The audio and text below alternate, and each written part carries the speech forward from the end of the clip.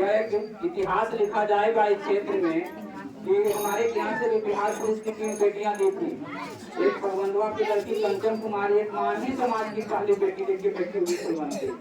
मांझी समाज की पहली बेटी बिहार पुलिस की डिटेन निकाली है। लड़की लड़कों के साथ दौड़ रही थी, आप दौड़ प्रतियोगिता में देखे होंगे अभी जो दौड़ लिए थे, तो आगे आगे चल रही थी, आगे आगे थी। तो यह गर्व होगा कि मांझी की बेटी पढ़ करके जो बेचारा मजदूरी करने वाला हुआ मजदूर, और इस गुरुकुल के माध्यम से आज वो बच्ची अपने मंजिल को पाएगी। तो इससे बड़ी उपलब्धि और क्या हो सकता है। जो बच्चियां अपने जीवन जीने के लिए आज नौकरी करेगी, तो ये बहुत बड़ा योगदान है। 3 बच्चियां दी थी गुरुकुल से परीक्षा, जिसमें 2 बच्चियों का रिजल्ट हुआ। मैं कहना चाहता हूँ कि बेटियों से ज्यादा अगर व्यवस्था बेटियों को दिया जाए तो वो दिन दूर नहीं कि बेटियां भी वो काम कर सकती है। आज आमिर खान के दंगल प्रतियोगिता से आप देख सकते कुमारी है ना, सफल हुई थी। तो बहुत सारी बेटियां सफल हुई है, जैसे सोनी कुमारी, इसकी बहन का नाम है शोभा कुमारी, और सारी लड़कियां, रोहन की पत्नी गौरी कुमारी IPS वोटर सिक्योरिटी रोहन की पत्नी बहू बन करके।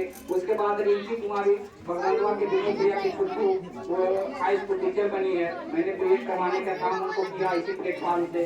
तो इस तरह से बहुत सारी बेटियां, अब बेटियों की संख्या बहुत कम है, लेकिन परसेंटेज देखा जाए तो उनका रिजल्ट बेटों से ज्यादा है। इसलिए मैं कहना चाहता हूँ कि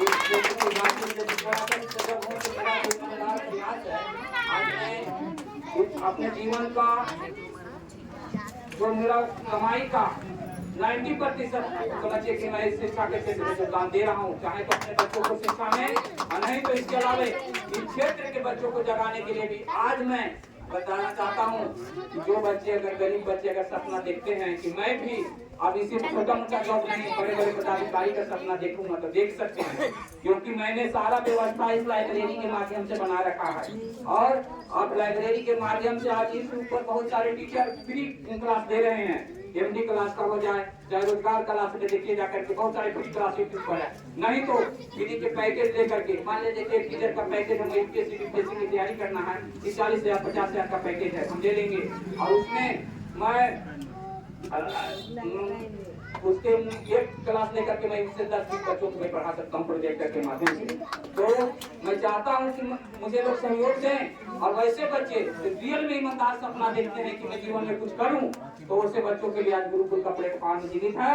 और आने वाले दिनों में मैं एक छात्रावास भी बना रहा हूँ, उसी लाइब्रेरी के ऊपर छात्रावास बनाने का काम शुरू कर दिया हूँ। और मैं गिने चुने बच्चों को मैं छात्रावास में भी रखूंगा, और उस घर में मुझे शिक्षा की रोशनी पहुंचाना है जहाँ सदियों से अंधेरा है। ये वादा नहीं, मैं यकीन दिलाता हूँ, और मैं पहुंचा के रहूंगा। वैसे गार्जियन, वैसे बच्चे रियल में अपने जीवन को सफल बनाना चाहते हैं, उन्हें ऊंचाई तक में पहुंचाने का मैं पूरा प्रयास करूंगा। अब मुझे जीवन में कुछ करना नहीं है। तो मेरे माता पिता मुझसे थोड़ा नाराज रहते थे कि मैं सामाजिक कार्यों में इन्वॉल्व रहता था, यही सब करते इस तरह से बोलते थे, उनका जहाँ तक सोच था। लेकिन ऐसा नाराजगी नहीं थी कि मेरा बेटा गलत कर रहा है। लेकिन मैंने सोचा कि हमारे क्षेत्र का विकास का एक ही मूल है, तो वह शिक्षा है। और शिक्षा के लिए आज बहुत सारे भाई हमारे बीच हैं जो बहुत बड़े सुंदर प्रयास कर रहे हैं, जैसे राजेश भाई स्कूल चला रहे हैं। ये गर्व होती है जो भाई स्कूल खोलते हैं या किसी तरह का और शिक्षा रूपी कार्यक्रम करते हैं, तो मुझे गर्व होता है। अगर कार्यक्रम में मुझे रेलवे की नौकरी के बाद समय मिलता है तो मैं उससे शरीक होने का काम करता हूँ। लेकिन मैं ये भी बताना चाहता हूँ कि सिर्फ कहने से नहीं होगा। आज समाज के बुद्धिजीवियों से मैं आग्रह करना चाहता हूँ कि आपको भी ईमानदार प्रयास करना पड़ेगा।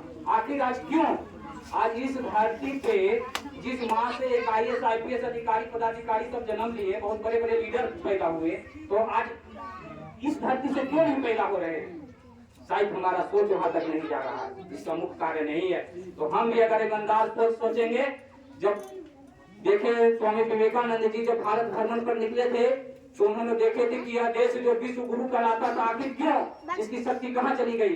तो मुगलों के आक्रमण के बाद, यूरोपीय आक्रमण के बाद हमारे देश की शक्ति छीन हो गई थी। सारा देशवासी एकदम नाराज हो गए थे, मतलब क्या कहा जाए कि सोए हुए थे। तो बोले थे कि अब देशवासियों को भूल भूल करके जगाना होगा। तो इन्होंने यही काम किया था। आज विश्व धर्म सम्मेलन के माध्यम से भारत की संस्कृति को विश्व मंच तक तो पहुंचाए ही, और हमारी सनातन संस्कृति के झंडा दुनिया को अवगत कराए कि हमारा वसुदेव कुटुंबकम और पहला संबोधन ही मैं अमेरिका के भाई एवं बहनों था। इसी संबोधन से भारत को विश्व मंच तक पहुंचाने का इन्होंने काम किया। तो मैं कहना चाहता हूं कि किसी गरीब बच्चे में प्रतिभा की कमी नहीं है, पर इसलिए मैं कहना चाहता हूं कि बच्चों को पढ़ाना जरूरी नहीं है, जगाना जरूरी है। जिस दिन जुआ जाग जाएगा वो खुद पढ़ लेगा। इसलिए मैं जगाने का काम इस क्षेत्र में कर रहा हूं। आप लोग जागिए और मैं यह सपना देखना चाहता हूँ, मेरा सपना उसी प्रकार होगा। इस क्षेत्र के जिस दक्षिणी क्षेत्र में लोग अवहेलना के दृष्टिकोण से देखते थे, अरे दक्षिण हवा है तो इधर के लोग ऐसे है तो जंगली है, मैं उस मिथ्या को छोड़ना चाहता हूँ। और वह मिथ्या तब टूटेगी आपके शिक्षा के माध्यम से। एक गरीब का बेटा डॉक्टर बनेगा, इंजीनियर बनेगा, प्रोफेसर बनेगा, मास्टर बनेगा, तब वह मिथ्या टूटेगी। इसलिए मैं सभी गार्जियन से आग्रह करना चाहता हूँ कि आप जागिए और आपको इस गरीबी से दूर करने का कोई उपाय नहीं है। अगर एक ही उपाय है तो वह शिक्षा, शिक्षा, शिक्षा। आपके हाथ में, आपके पैर में चप्पल जूता हो ना हो, लेकिन आपके बेटों के, आपके बच्चों के हाथ में कॉपी किताब होना चाहिए। एक कॉपी किताब आपको ऊंचाई तक पहुंचाएगा। इसलिए मैं आपसे आग्रह करता हूँ। और किसी कोई व्यक्ति अगर असमर्थ है, रियल में गरीब है, तो अपने बाल बच्चों को भोजन तो आप करा ही रहे घर में, आप ही भोजन का खर्चा मुझे दीजिए। 5 केजी चावल और 10 केजी आटा, 2 केजी दाल जो देता वही व्यवस्था सिर्फ दीजिए। और अगर आपका बच्चा होनहार है, जीवन में कुछ करना चाहता है, तो मैं दुनिया को बना करके दिखाना चाहता हूँ। देख कि फलना मांझी का बेटा, फलना जमीन का बेटा आज ऊंचाई को पहुंचा।